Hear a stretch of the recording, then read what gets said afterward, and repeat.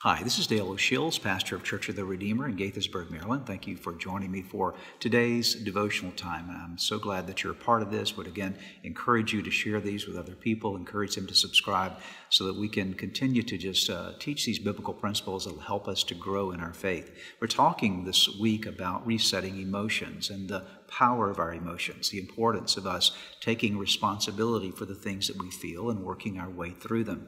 We've talked about the whole idea, the emotion of anger, that issue that comes up in our lives so regularly. We talked also about worry and fear and anxiety. I want to talk to you today about another area of emotion that we all feel from time to time, and that's the emotion of loss or grief, the emotion of a disappointment, something that we had that we lost along the way. It might have been the loss of a loved one, someone that was very near and dear to us, or the loss of a job, or the loss of something that we can't get back.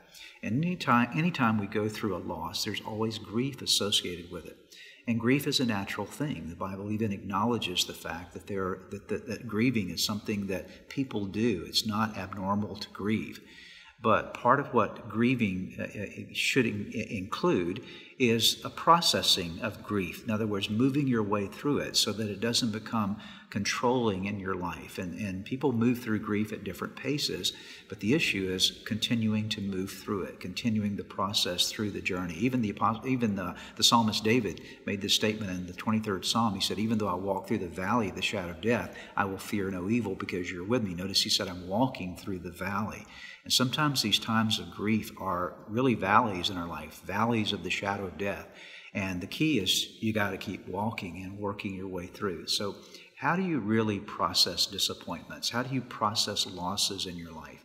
Well, really the only way to do that is to give your losses to God, to say, "God, you know what?